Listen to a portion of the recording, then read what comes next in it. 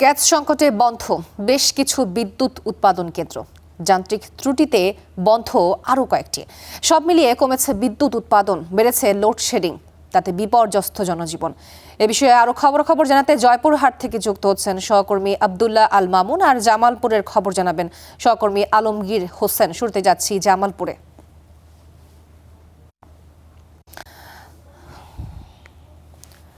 নিশ্চয়ই আমাকে শুনতে পাচ্ছেন, আসলে জানাবেন জামালপুরের কেমন অবস্থা দেখছেন এবং সেখানকার মানুষেরা আসলে কি বলছে লোডশেডিং এ যেহেতু বিপর্যস্ত জনজীবন।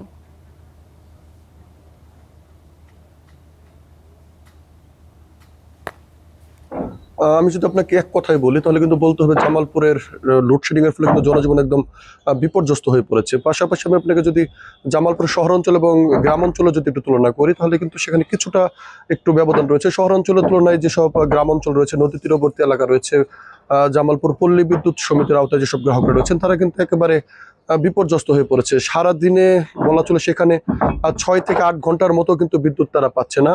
তো আমি কথা বলছি সেখানকার যারা স্থানীয় বাসিন্দা রয়েছেন তারা যে বিষয়টি বলছেন যে পল্লী বিদ্যুৎ সমিতির আওতায় যেসব গ্রাহকরা রয়েছেন তারা কিন্তু এই লোডশেডিং এর ফলে তাদের স্বাভাবিক যে জীবনযাত্রা তা কিন্তু আসলে তারা করতে পারছেন না। পাশাপাশি বিদ্যুৎ পরিচালিত যেসব শিল্প কারখানা রয়েছে, ক্ষুদ্র শিল্প কারখানা রয়েছে, তারা কিন্তু তাদের উৎপাদন সঠিকভাবে করতে পারছে না। আমি তাদের সাথে কথা বলেছি, তারা যে বিষয়টি বলছেন যে সারা দিনে তো বিদ্যুৎ থাকে না, তো থাকেই না, রাতেও কিন্তু তারা বিদ্যুৎ পাচ্ছে না, যার ফলে তাদের যে উৎপাদনের লক্ষ্যমাত্রা তা কিন্তু তারা পূরণ করতে পারছে না। এতে করে কিন্তু তারা ব্যবসায়িকভাবেও ক্ষতির সম্মুখীন হতে হচ্ছে।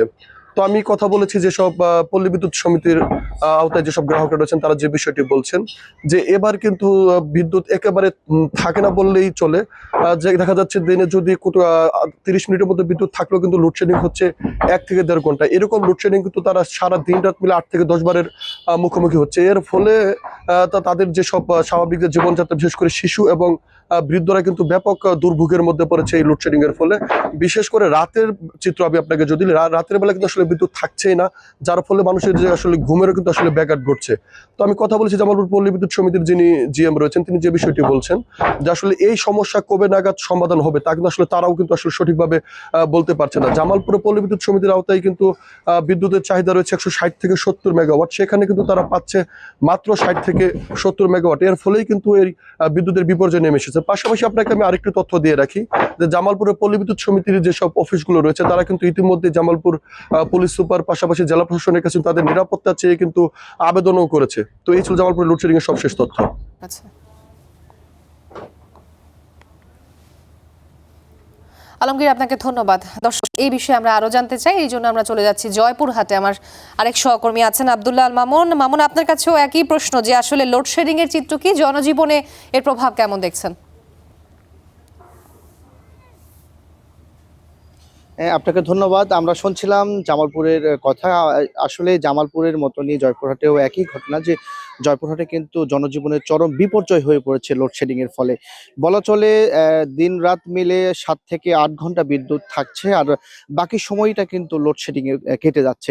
এই জয়পুরহাট যেহেতু পোল্ট্রি শিল্প এলাকা রয়েছে প্রায় কয়েক হাজার, এই পোল্ট্রি শিল্প কিন্তু যে একটা নিয়মতান্ত্রিকভাবে তাপমাত্রা প্রয়োজন হয়, সেটি কিন্তু চরম হালে ব্যাহত হচ্ছে বলে আমরা পোল্ট্রি শিল্পের যারা মালিক রয়েছে তাদের সাথে কথা বলেছি। সেই সাথে জয়পুরহাটে সবচেয়ে বেশি আলু উৎপাদন করা হয় এবং এখানে প্রায় জয়পুরহাট জেলায় 22টি হিমাগার রয়েছে। এই হিমাগারগুলোতে কিন্তু যে আলুর যে তাপমাত্রা থাকা দরকার এবং নিয়মতান্ত্রিকভাবে যে বিদ্যুৎ থাকা দরকার, সেটি না থাকার ফলে এই লোডশেডিং এর ফলে কিন্তু সেসব যে মালিক রয়েছে তারাও যেটি জানাচ্ছেন, তারাও কিন্তু একটা লোকসানের মধ্যে পড়ে যাচ্ছেন। সেই সাথে আমরা এই জয়পুরহাট জেলায় পল্লী বিদ্যুতের যেই আওতাধীন প্রায় 3 লাখের মতো যে গ্রাহক রয়েছে, সেসব গ্রাহকরা কিন্তু চরম অতিষ্ঠ এবং চরম বিপর্যয়ের মধ্যে পড়েছে। বিশেষ করে যারা খেটে খাওয়া মানুষজন, দিনের বেলায় পরিশ্রম করে রাত্রে গিয়ে তারা যে একটু ঘুমাবেন শান্তিতে, সেটি কিন্তু তারা করতে পারছেন না। বিশেষ করে আমি রিক্সা চালকের সাথে কথা বলেছি, দিনমজুরের সাথে কথা বলেছি, তারাও কিন্তু চরম আক্ষেপ করেছেন যে কতদিনে এই সমস্যাটি সমাধান হবে, এবং সরকারের কাছে তারা দাবি জানিয়েছেন যত দ্রুত সম্ভব এই যে লোডশেডিং সেটি কিন্তু তারা কাটিয়ে তোলার দাবি জানিয়েছেন। সেই সাথে আমি এখানকার জিএম এর সাথে কথা বলেছি পল্লী বিদ্যুতের, তিনি যেটি জানিয়েছেন যে কবে নাগাদ যে এই সমস্যাটি সমাধান হবে সেটিও কিন্তু তারা ঠিকঠাক মতো বলতে পারেনি। সব মিলিয়ে যদি বলা যায় জয়পুরহাটে যে কলকারখানা রয়েছে, শিল্প প্রতিষ্ঠানগুলো রয়েছে, সেগুলো কিন্তু চরমভাবে তারা লোকসানের মুখে পড়ছে বলে সেসব শিল্প কারখানার মালিকরা আমাদেরকে জানিয়েছে। তো এই ছিল আমার কাছে এখনকার মতো জয়পুরহাটের লোডশেডিং এর মানুষের যে বিপর্যয়, সেই বিপর্যয়ের সর্বশেষ খবর। মামুন, আপনাকে ধন্যবাদ।